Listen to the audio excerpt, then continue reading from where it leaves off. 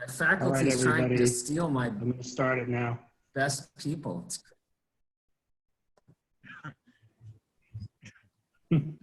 Chris, you'll tell me when to Just start. empower them and then they can make the decision.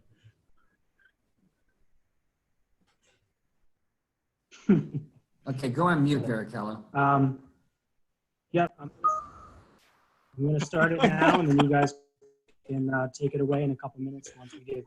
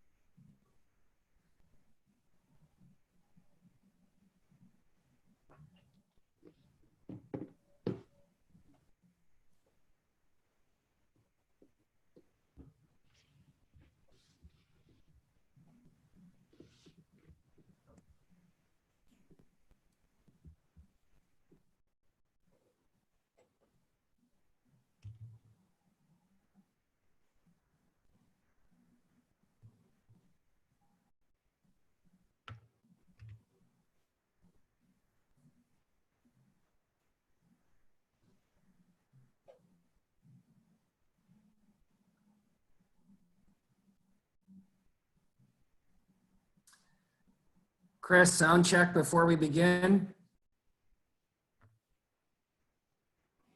Sound is good. All right. Good evening, everybody. My name is Bill Levine from New York, and welcome to this webinar tonight. We'd like to welcome you all to I Really Like You, even though we've never met, how to demonstrate interest without doing away rotations. I'm going to introduce our faculty in a moment. Many of you have already received an email to participate in this study that we're doing to understand what's happening to medical students as they are going through this turbulent time of thinking about residency programs. If you haven't already filled out the questionnaire, please scan this barcode, and you'll also get another reminder email tomorrow. We really thank you in advance for helping us, because this is really helping to inform us about how this is impacting medical students from around the country, not just from the Northeast. This is the third in a series of webinars that we have done with Ortho Mentor. The first was on April 7th, which was a Pearls and Pitfalls for Rising Fourth-Year Students, and we had 1,227 registrants. The second was on Mentorship and Recommendations on April 29th, and we had 920 registrants. And tonight, a record 5,444 registrants, which tells us that this is either an incredibly important topic or you all are so sick of Netflix, you had nothing else to watch. And we do appreciate you sharing your time with us this evening. Our goals and objectives tonight: we are here to share opinions and open the dialogue. We will not be providing definitive answers due to the fluidity of the current situation, but we do encourage feedback, Q&A, and your views and perspective as we begin this discussion tonight. Please use the Q&A function on Zoom. There are 1,000 of you on the Zoom platform, and then the other 4,000 plus are on the YouTube live platform. So please send your questions and we'll try to get to them as best we can. Our major goal for all of you students who are out there, as well as mentors, residency directors, faculty, deans, is that this is the year you have to be more proactive than ever before, and we'll go over why that is. And make sure you do engage your local mentors. We're going to provide some mentorship tonight, but you must engage your local mentors to be successful in the match this year. The Coalition for Physician Accountability, or COPA, was formed in 2009. It's an alphabet soup of all of our major medical organizations. And because of the COVID-19 crisis, they formed a work group to deal with the medical student class U of 2021 and look at three major issues, some of which we're going to deal with tonight. Recommendation 1, as many of you are now aware, is that there will be no away rotations for the majority of medical students. The only exceptions to that are those from an orphan program where you do not have a residency program, and those where you have an away rotation required for graduation or accreditation requirements. Individuals meeting those exceptions should limit the number of away rotations as much as possible and should consider geographically proximate programs when appropriate to meet learning needs. So to be clear, we're all on the same page, and none of us, except those two exceptions, will be doing away rotations.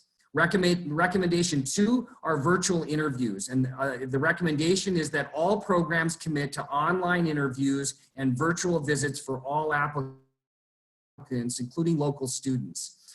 These are strong recommendations, and we'll talk more about that as the night goes on. Here's our incredible faculty for this webinar. Tabs Ayer, an assistant professor at the University of Miami, is a foot and ankle surgeon. John Kaplan is a foot and ankle surgeon at the Orthopaedic Specialty Institute in Orange County, California. And Matt Veracallo is at Penn Highlands Healthcare, is a sports medicine expert. And these three guys formed this group called Ortho Mentor a little over a year ago and encouraged me to join them about 10 months ago. Cara Cipriano is an assistant professor at WashU in St. Louis. She is dually trained in oncology and adult recon, and she's the director of medical student education and engagement at WashU. And Mary Mulcahy is an associate professor at Tulane University. Sports medicine is her specialty, and she's the director of the women's sports medicine program. And we're really excited to have such an incredible diverse faculty, both from private practice, academics, and a variety of subspecialties to share their passion for mentorship, which is really what these 5 people spend a lot of their time doing, which is to mentor the next generation of medical students, residents, fellows, and even young faculty. These are our email addresses and social media accounts. So please feel free to reach out to us, as many of you have been doing after the first 2 webinars. And without further ado, I'd like to now stop sharing, and I'm going to turn over the reins of this webinar to my good friend and our MC tonight, Tabs Ayer.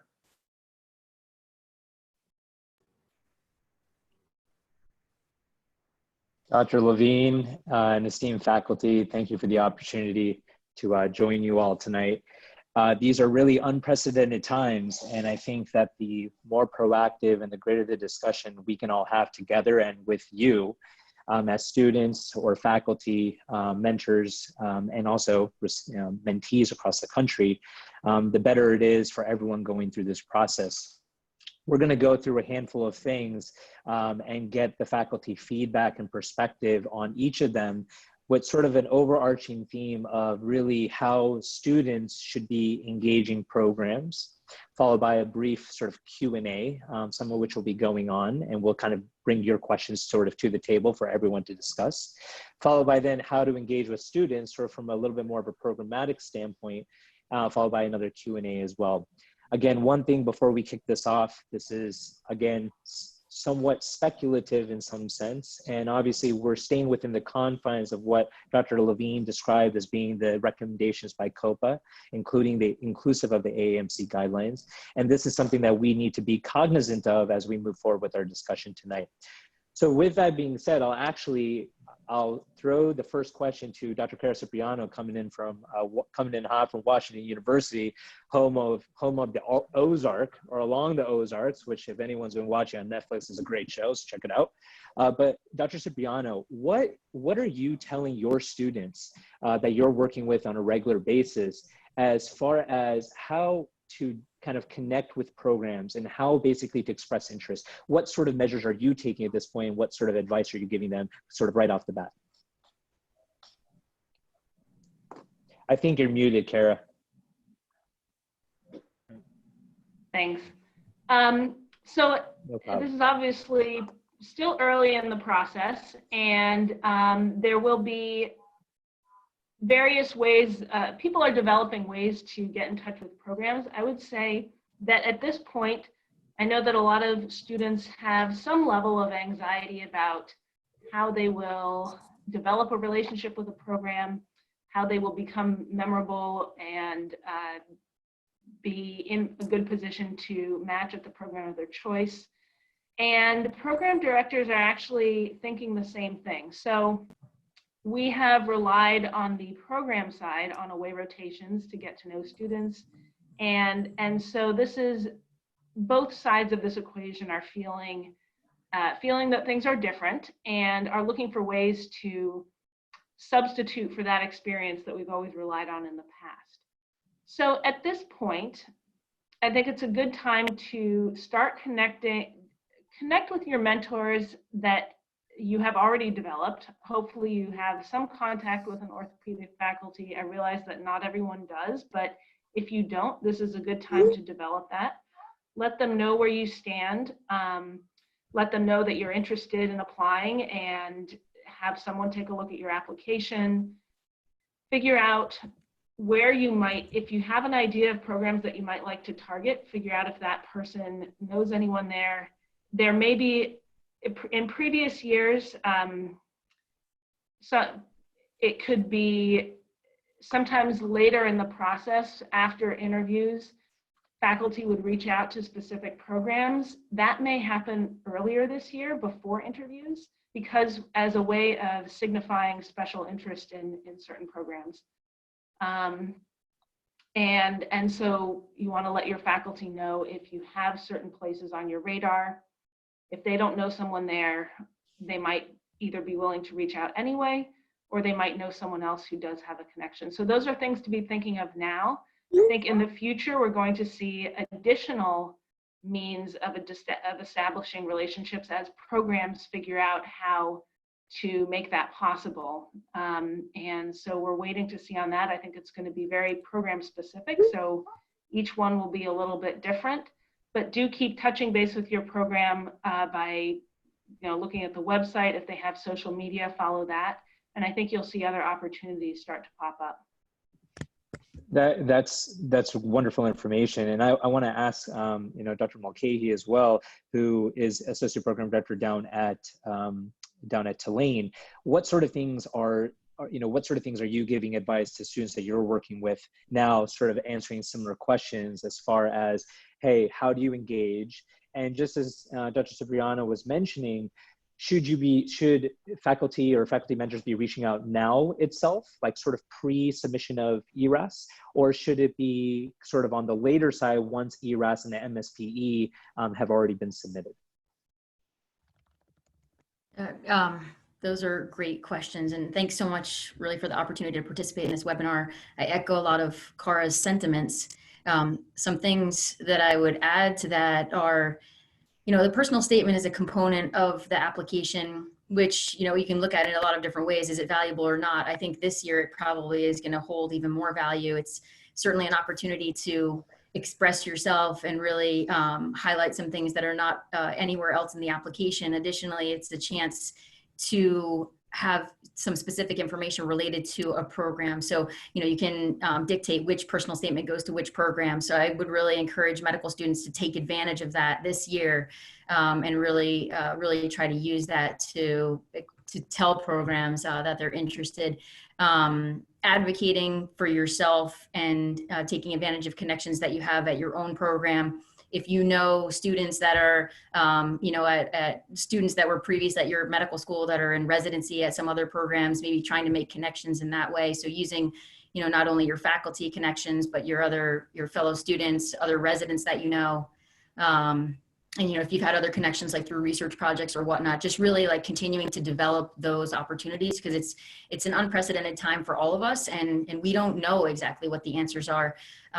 There are some things that have been discussed, like at the the National Orthopaedic organizations, about some potential opportunities to give students exposure. Nothing is definite right now, whether that's journal clubs or some grand rounds or whatnot. We really don't know yet, but those may be some things that are that will become available, in the next couple of months.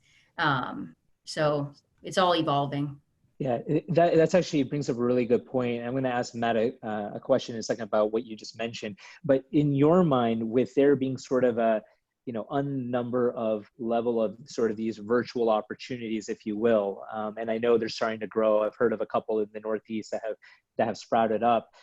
Do you think that students should feel obligated to try to do those, or should the impetus be to focus on their home rotations as best as they can, with hopes of really bolstering, letter of recommendation opportunities from their home institution, versus potentially, hey, I might have this opportunity, but how far that's going to take me down the matching process is really unclear. Yeah, so that's an excellent point. And I would say absolutely focus. If you have a home program, you have an orthopedic department there and faculty and residents that you can interact with on a regular basis, absolutely take advantage of that. And one thing that we collectively as a group here have discussed previously is, students may have an opportunity to do more than one rotation at their own program. And I think that that's hugely important and something that we would be offering sort of unique this year, because part of, one of the main reasons to rotate is so that you're learning something about orthopedics, right? That you are starting to develop some of the basic skills, which helps you as you go into residency. It helps you, it helps the program. And so we all here and all orthopedic educators are invested in our medical students and want all of you to have a good base going into residency. So absolutely focus on your home program to get the experience, to develop orthopedic knowledge, and to get good letters of recommendation. Those are all excellent points. And one thing that Dr. Mulcahy brought up that I want to ask Dr. Veracalo about is, let's just assume you've been on a project. She mentioned the research component, and Dr. Cipriano mentioned the same thing, and connecting with those individuals with whom you spend time doing research with. What if those relationships have been somewhat separated, right? Hey, you may have had, one-off interactions, or it has been a little bit removed, or you haven't touched base with this, faculty member for quite some time. How do you sort of rekindle and re-spark that relationship with regards to sort of trying to build this, this sense of advocacy or purpose of advocacy, knowing the landscape at present? Well, I think that's a really good point. And the points that have already been mentioned, I completely agree with. I think that now is the time to rekindle those relationships. And I've mentioned this in previous webinars. Don't ever fear being proactive. Actually, being proactive right now, you are your best advocate. So if you have somebody that maybe when you were a first-year medical student, you had some experience with, or you did research with, and then 2 years later, you really haven't touched base with them at this point. Right now, you need as many people in your corner as possible. So I've even connected this from, in a previous webinar, I talked about, say you're a student who initially started out in OB-GYN or internal medicine, and you really did a great research project with them. Now at this point, and say maybe you might have fewer orthopedic advocates in your corner, it wouldn't be out of the realm of possibilities. And this gets into thinking outside the box. Rekindle that relationship and see if you can establish some sort of connection. And you never know, because those individuals may have connections at other programs, and all sorts of factors along those lines and kind of outside the box mentality components are really in play this year, because it really is unprecedented times. So whether, you had a previous connection before, never hesitate. And, the other point that I'll touch on is, especially for these students that don't have a home orthopedic program. And I know the rotation situation, as Dr. Levine talked about, is a little bit different, but if you have any sort of connection with a community orthopedic surgeon, do your due diligence and look up where they went to residency, where they went to fellowship, and send them an email and ask them if it's possible, or if they would not mind, he or she, reaching out for you and advocating for you and just saying, you know, I'm interested in this program. I think if you demonstrate that you've done your research and you have an interest in a certain program, if they went to residency or fellowship there, chances are they have some sort of connection there, or at least it's worth asking about that. I think that a lot of times that component is overlooked. So, and certainly in these times, you know, it's definitely worthwhile to venture down those roads less traveled. Hey, Tabs, I'm going to interrupt because yeah, go ahead. Tabs, No problem. we've got 5,100 people and 75,000 questions. Can you hear me? Yeah. Sure can. Fire away. John Kaplan, really great questions coming in. Here's a good one. What do you say to a program director when reaching out via email, specifically before the match? Sometimes it feels hard to balance professionalism versus showing interest. Yeah, and I think that's a good question that I would apply to anyone, even beyond a program director, you know, any faculty member. Obviously, you want to find that balance between towing the line of showing interest, but being overeager and overactive. I think the biggest thing is, number one, you have to be genuine, and you have to be professional. So naturally, and I've heard stories, never call them by the first name, reach out, Dr. So-and-so, so Dr. Levine per se. You want to introduce yourself. You want to express not just the fact that you're interested, but you want to make it clear why you might be interested in that program. It's easy to highlight a couple key components. Basically, do your research, look into the program and make sure it's a good fit, and bring up some of those things as to why you might be interested specifically in that program, and make it a little bit more personable. Bring up maybe some reasons how you would tie yourself into that program. And I think the thing is, you send a well thought out, well articulated email, and really just try to be cognizant of it. And then the other thing I'd piggyback off of is finding the right timing to follow up with them, meaning you don't want to email them every single day. You don't want to email them every few days. And also, the best advice I would give is don't make it a copy paste email that you send to multiple program directors. You want to make it personable. You want to write it directly to that person. I would not pre-write one and then copy paste it. A, because you might forget to change the name, but B, it will be very clear that this was a pre-templated email. So take the time. We all have more time than we planned. Write out a personalized email that you would to that person. Almost think of it as if you were to sit and write a letter and mail a letter. You're going to make it very personable. Tabs, let me ask Cara a question too. Thanks. No problem. Cara, I know that Wash, you and Sandy and I spoke last night. Sandy Klein, your program director, there's a lot of questions about virtual aways.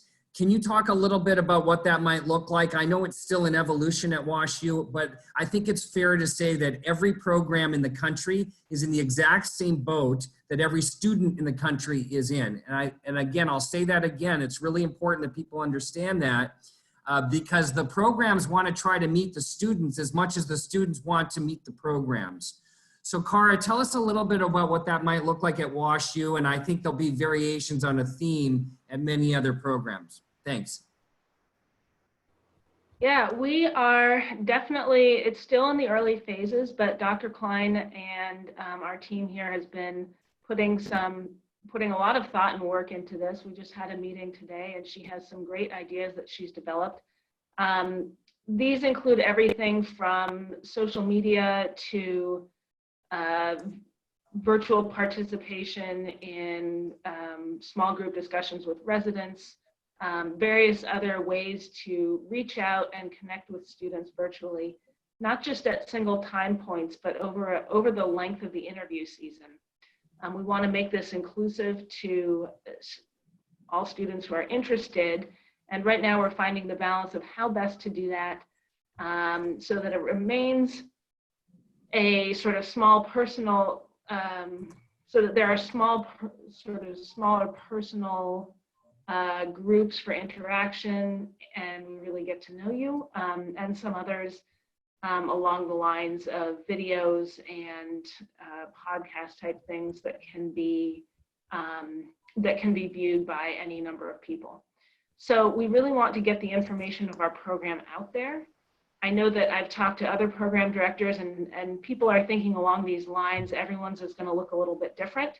At the Council of Orthopedic Residency Directors town hall last night, there was also some discussion of developing a platform where all programs could share this information, where the information would be available directly from the programs to the students in an organized and consolidated format, so that you don't need to rely on just hearsay or your own digging around on the web to figure out what you want to know about a program. Everything from demographics to what resident life is like and what sort of cases we do. So I think there's going to be a lot of that. It's all going to look different, but it should, like Dr. Levine was mentioning, we want to get to know you as well as you want to get to know us. Tabs, let me ask you specifically a question because there's about 100. Sure. No. Sorry, Tabs. There's about 100 questions. Sure. There's about 100 questions, and they all kind of circle around the issue about how many programs should I let know that I'm interested, and how do I go about doing that? If I have a program director that doesn't know the programs, or if I don't have an advocate, should I do it on my own? So give us some pearls and pitfalls on how to let programs know where the student's interested. Thanks. Yeah, this is a wonderful question, and it's something that I was even talking to some students about today. And I think that this goes, and what John, Matt, and myself have really tried to express to people is that what we're doing with OrthoMentor, inclusive of this, touches base back with what Cara was talking about in terms of the modernization of mentorship, specifically related to this. And this is applicable to all specialties. And that's why all this information is really applicable to everybody. But there's probably threefold ways in my mind about how to handle reaching out to programs.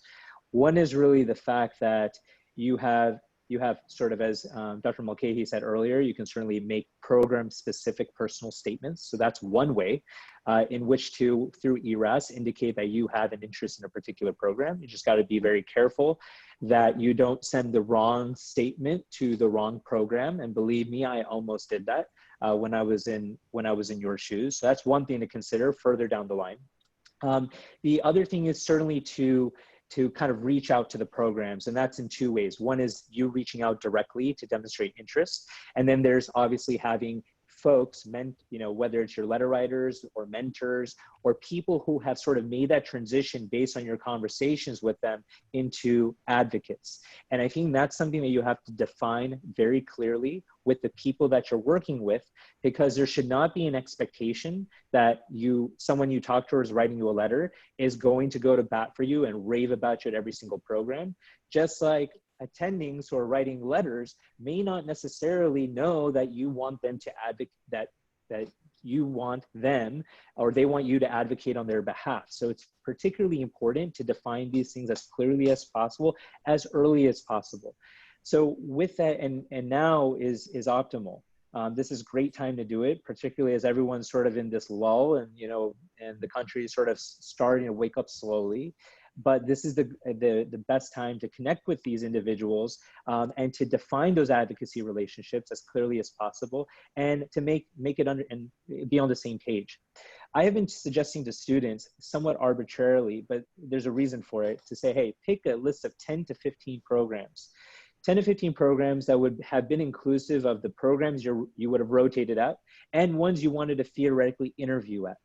Then take that list, and as Dr. Cipriano mentioned earlier, talk with the people that you have sort of labeled, hey, they're going to be my letter writers and or be my advocates, and say, hey, out of these programs, these are the ones I'm interested in for XYZ different reasons.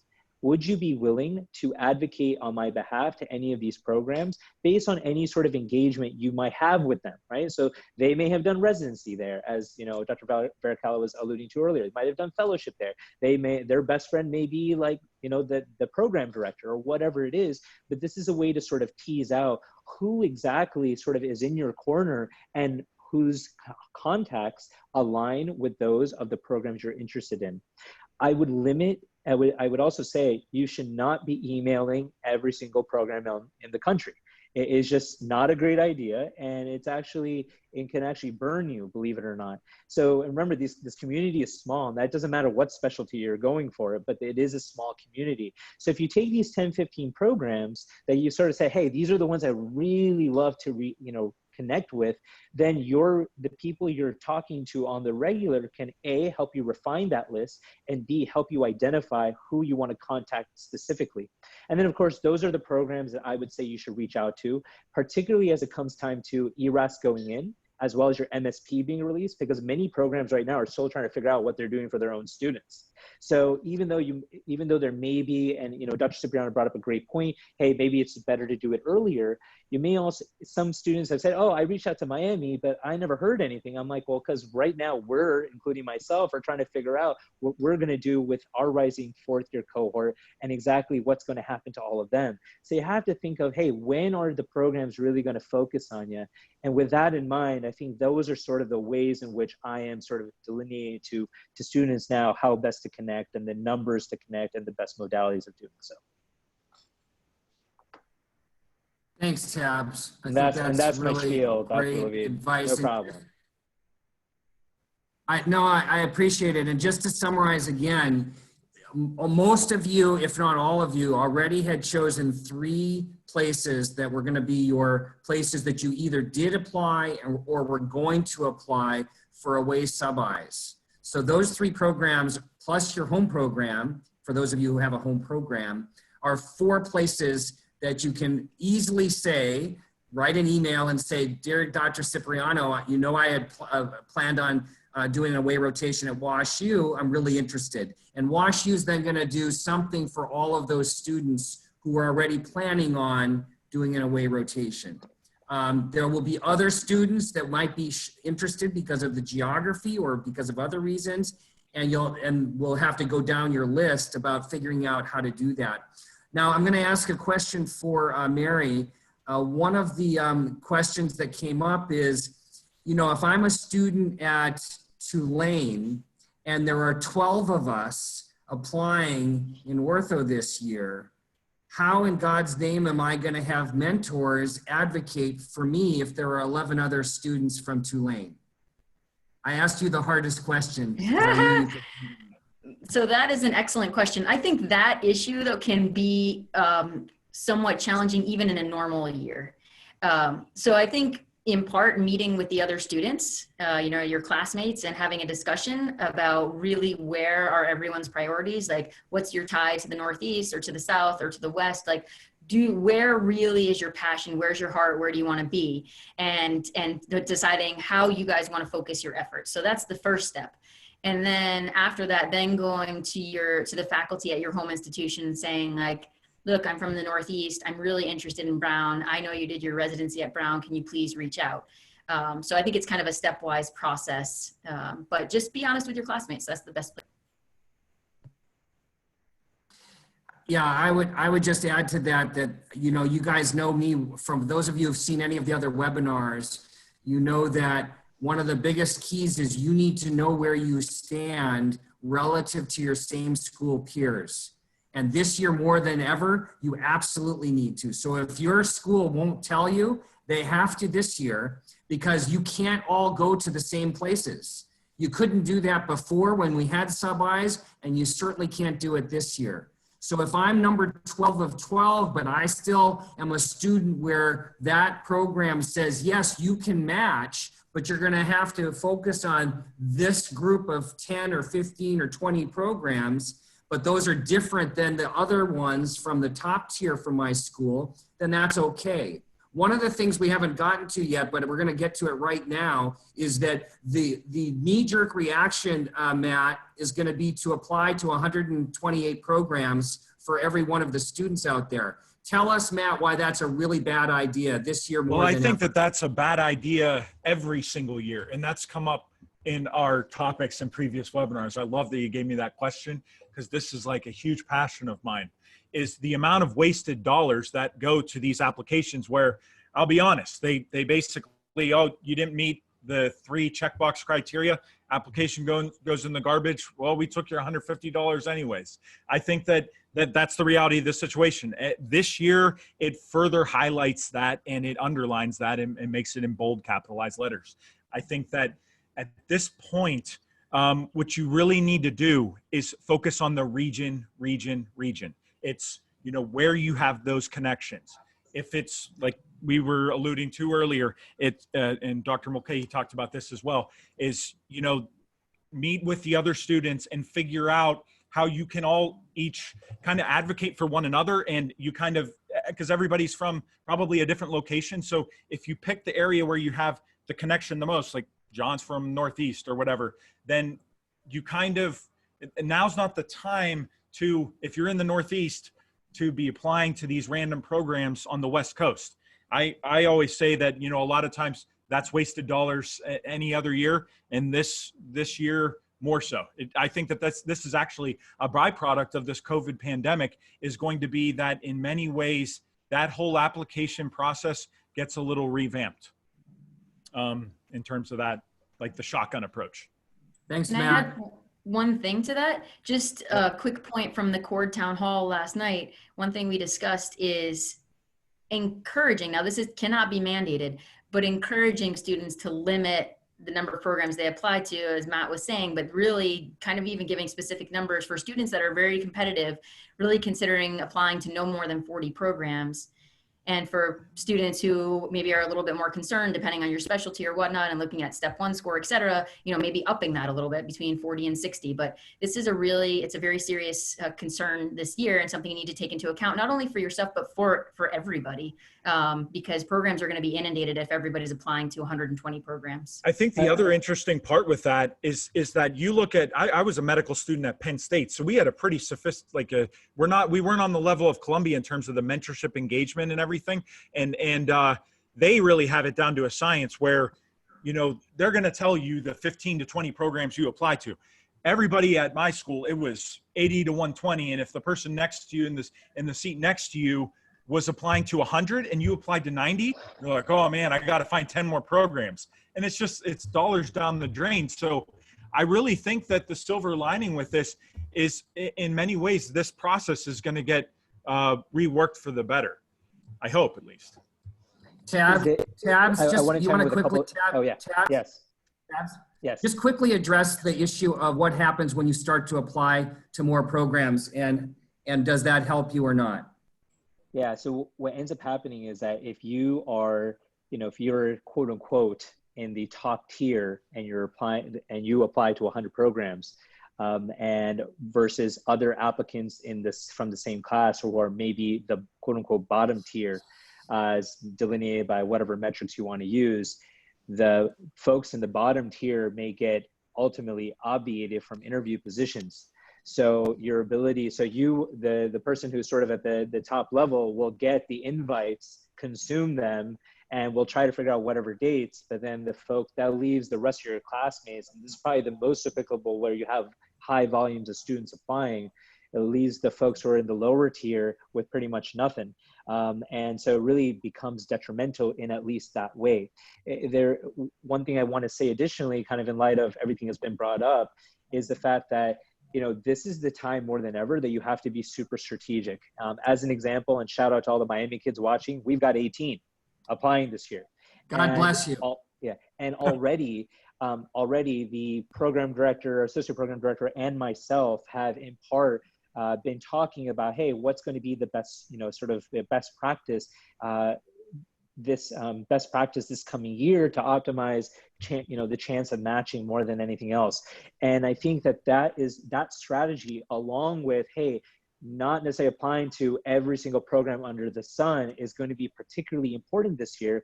And you also have to remember, normally the average to sort of get your 12 interviews, that's actually been shown in a recent article actually by Antonia Chen and Josh Pat to be about 60. So 58, 59. So really going beyond that is really not that necessary for one.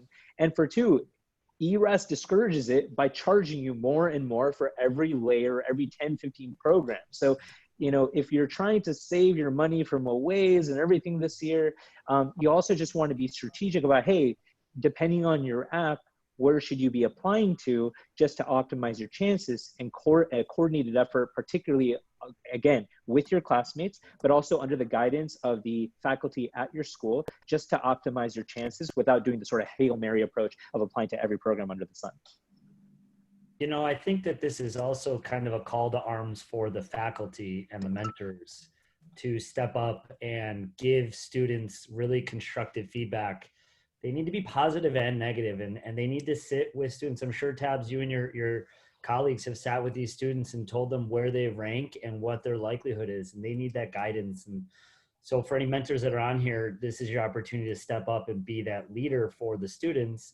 And for the students, my best advice is try to identify someone either at your program or someone you're connected to who will give you honest opinions and honest feedback, because that is really going to be one of the most helpful things.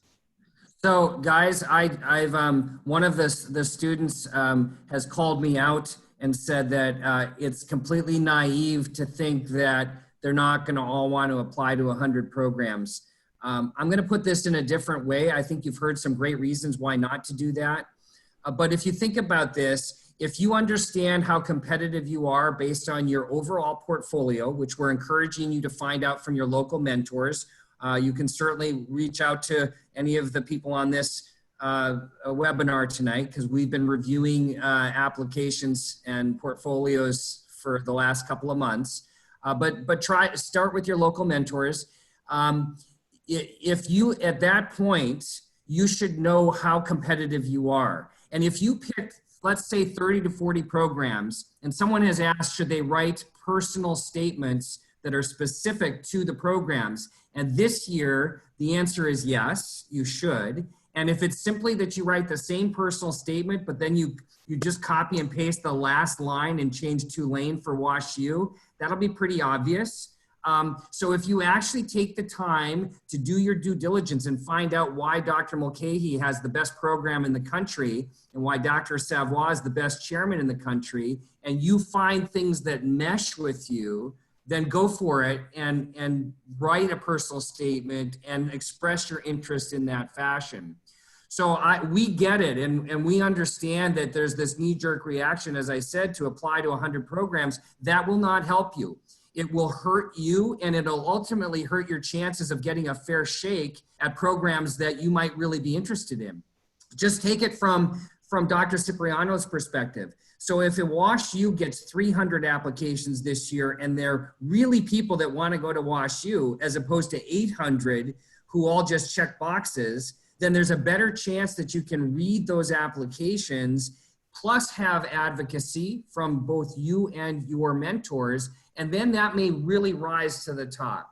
So we get it. We understand what your guys are talking about, but I think that's important to understand that it will not help you ultimately. And if you are a subpar applicant this year, many people have asked, Cara, should I take a year off and do a gap year? What are your thoughts on that?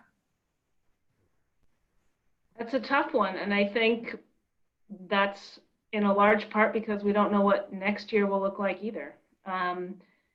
Some advice that I give to students about gap years in general, not necessarily related to COVID.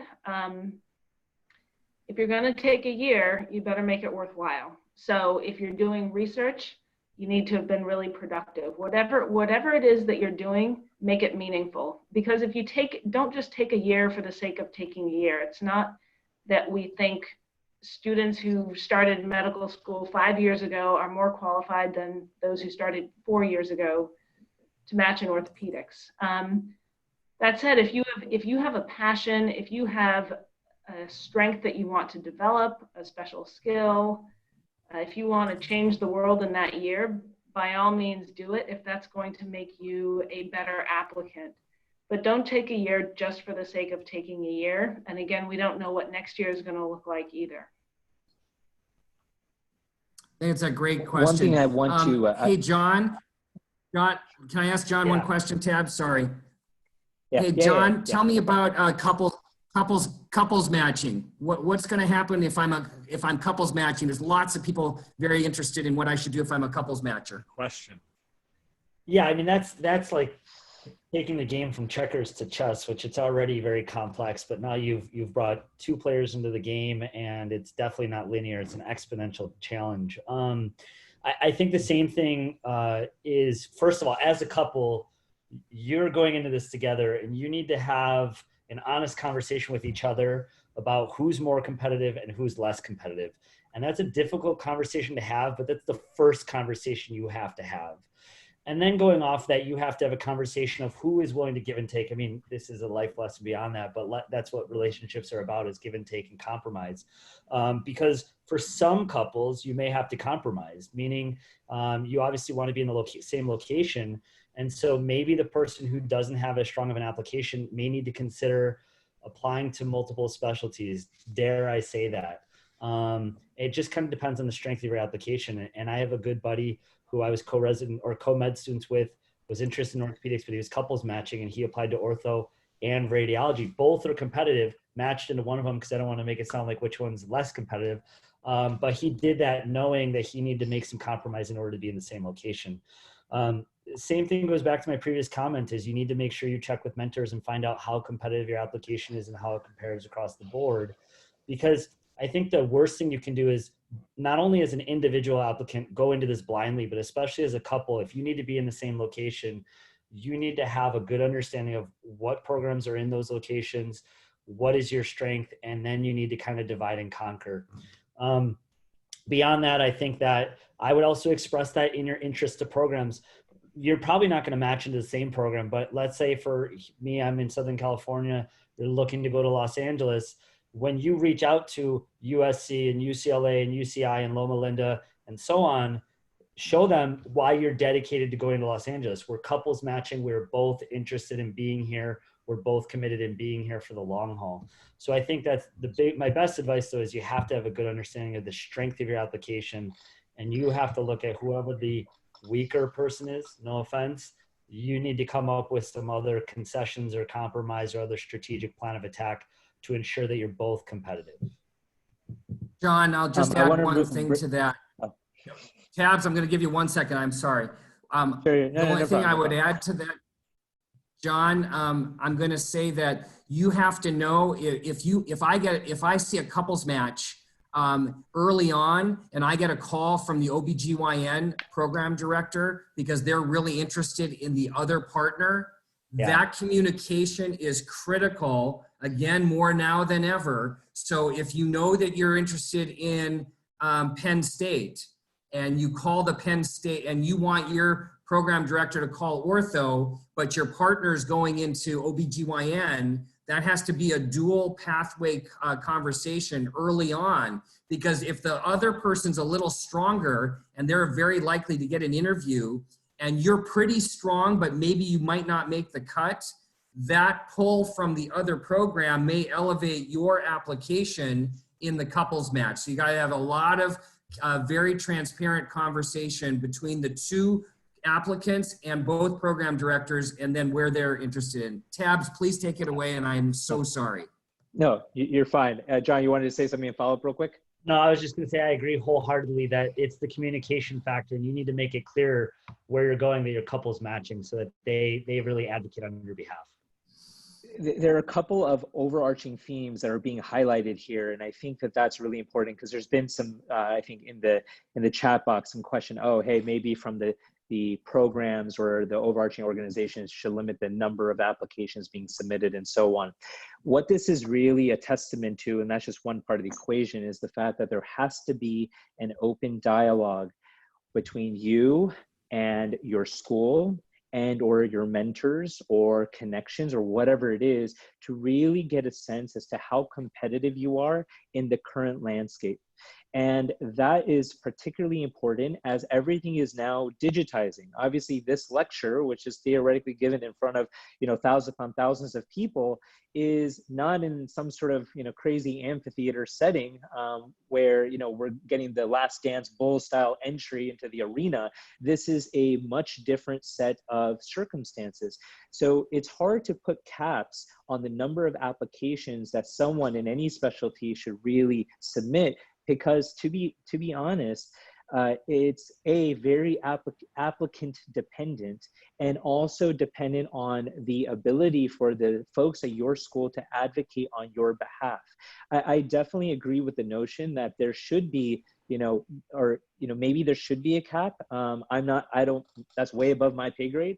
But what I would tell you is that, to be honest, you have to talk very candidly about what your situation is relative to your peers at your school, because what might work at one institution may be very different at another institution. And I think that's really important to understand. The other thing that I would say is, in just thinking about the gap year, because I had a student today ask me about it, and, oh, should I take another year? And I think, to Dr. Cipriano's point, we don't know how long all of this stuff is going to extend for. But what it is telling us that we need to be able to really digitize everything we're doing, whether it be from the faculty engagement of the student end, or whether it be from the student engaging the faculty end. And that's in part what we're trying to do here. This is, again, an open dialogue that needs to be had, and certainly, again, that's really what all of this is a testament to. Matt Vericalo. Yes. First of all, Chuck Cassidy, my good friend from Tufts, asked if you're a DJ, which I love. Second, which pair of Air Jordans are you going to rock tonight for us? I thought you told me to behave on this webinar. And most importantly, a lot of good questions. We have a lot of DO student applicants that are on the webinar tonight. And there's some good questions. And one of them is asking a question about bias against DOs. And what are your thoughts on that? And does that mean they need to apply to more programs? Thanks. I think that, well, first off, just the Jordan 1s, the ones that he wore in his last game at the Madison Square Garden. Yes, I am a DJ. And then the other point is, for DOs, I think that it's an interesting time, especially with the merger that is coming about. I would say that in terms of the number of programs that you apply to, I don't think that there would be a difference in terms of if you're an MD candidate or MD or a DO. I think that really it's the underlying theme that you've heard from multiple faculty on this webinar is that it's more about the region. And I don't think that at this point, and maybe we are being naive, every student's going to apply to 100, 150 programs, but I don't think that being a DO makes the difference in the number of programs that you should apply to. And that's coming from, I don't know if this was portrayed at all, but I have an affiliation with Lake Erie College of Osteopathic Medicine. So I actually have third-year medical students that do an orthopedic rotation with me. So from their standpoint, they're resuming rotations in the end of June. And then I have my first medical student rotating with me in September this year. So Mary, a lot of mention about students working together. Med students are gunners, especially in competitive specialties, and are not to be trusted. Oh, that is so sad. The truth. What do you say to that, Mary? Valid point. But no, I mean, I think this year it's incredibly challenging, all uncharted territory for all of us. And so I think we really more than ever have to work together, not only at the medical student level, but certainly like orthopedic or any residency program. Like we collectively are working together to figure out the best way to go through this process, to, go through the interview application process, and to find, students, ultimately residents, that are going to fit well with our culture. And so we all, in situations where there's inherent competition at different levels, but really this is the time where we have to come together and try to create a fair process, both at the student level and at the program level. Yeah, I think but I got a question for you, no, Tabs. no problem. No problem. If I have a low step score, and I don't know what low means in this question, but I'm going to give you a score and then you're going to tell me. If I Okay. have a low step score, and we're going to define low score as under 220, does applying to more programs help me? It depends in the context of the rest of your application. So assume someone has a stellar steps 2 score, has taken a year off, as Dr. Cipriano was talking about, taking that gap year, was super productive, was able to establish multiple sort of mentorship relationships, ones that could convert to advocacy ones, then certainly you have to sort of take that in light of the fact that you may get screened out at some programs. Just based on a step 1 score alone. But I still think you have to have the conversation with your deans, advisors, in the context of how many kids are applying from your school.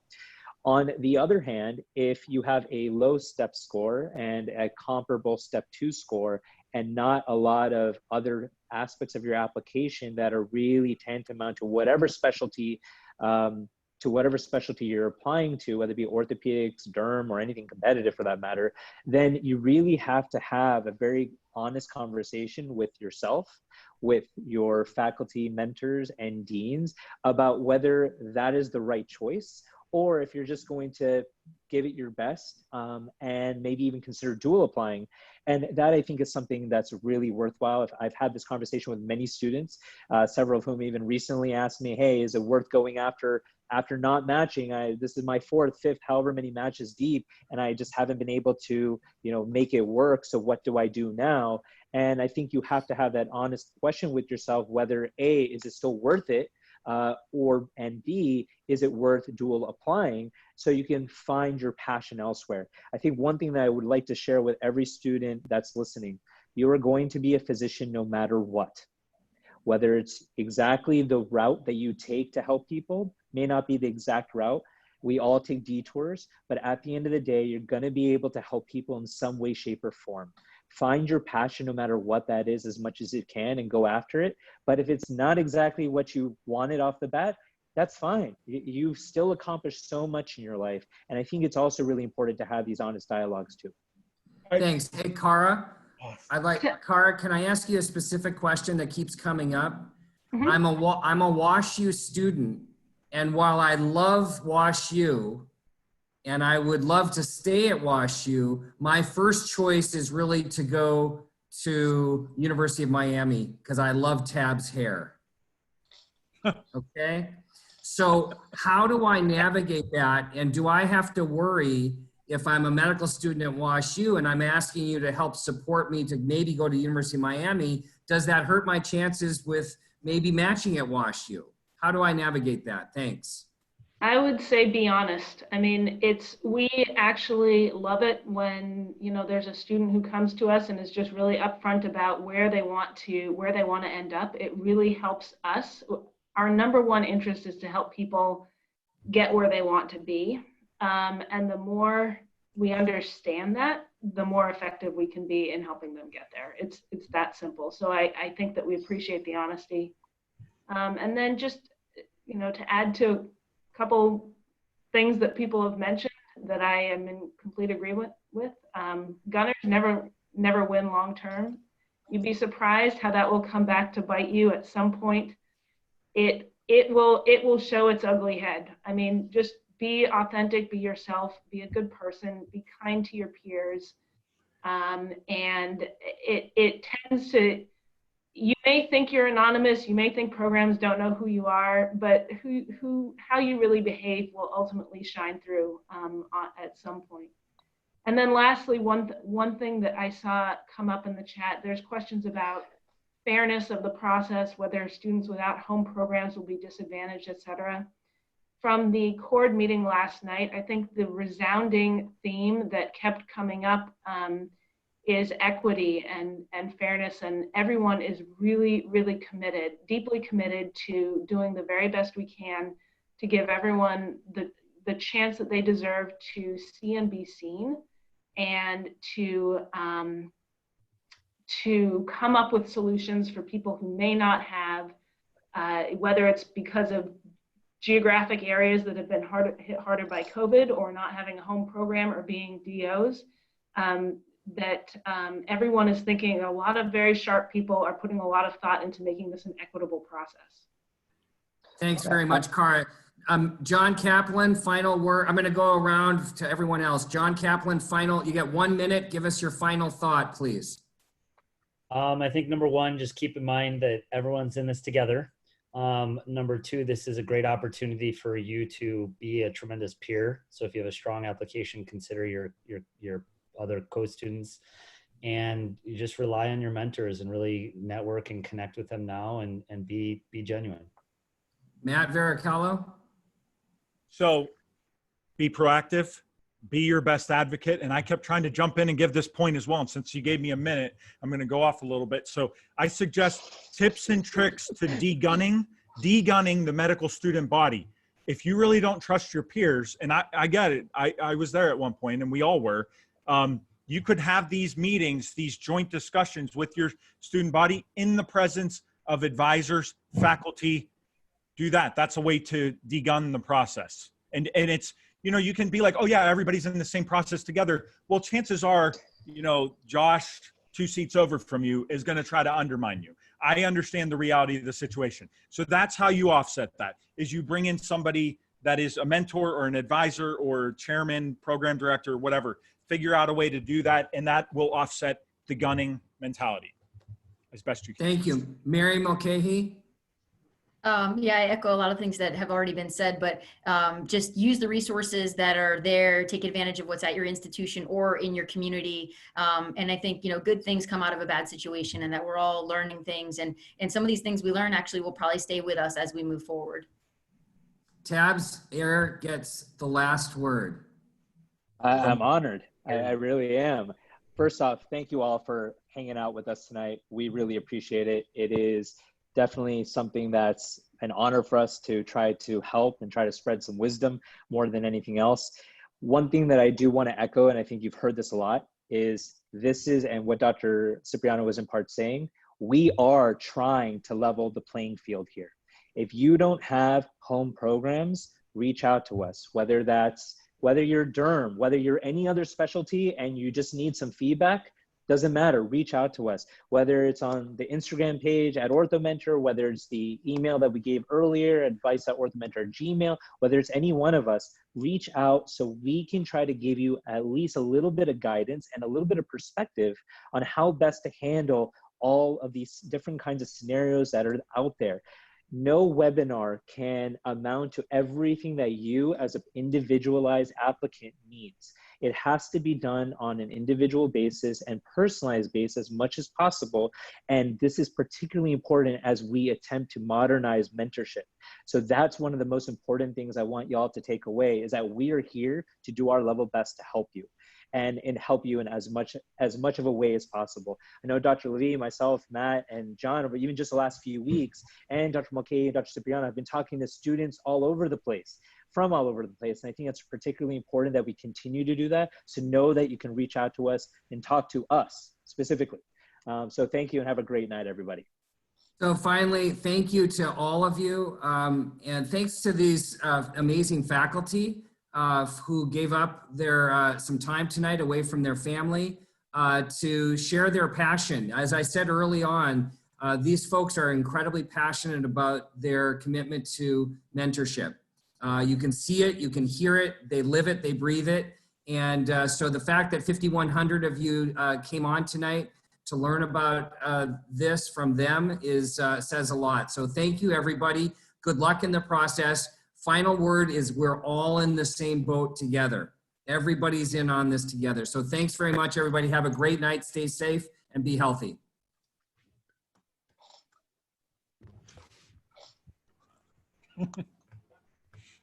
Good. 8:01. Good. Perfect timing.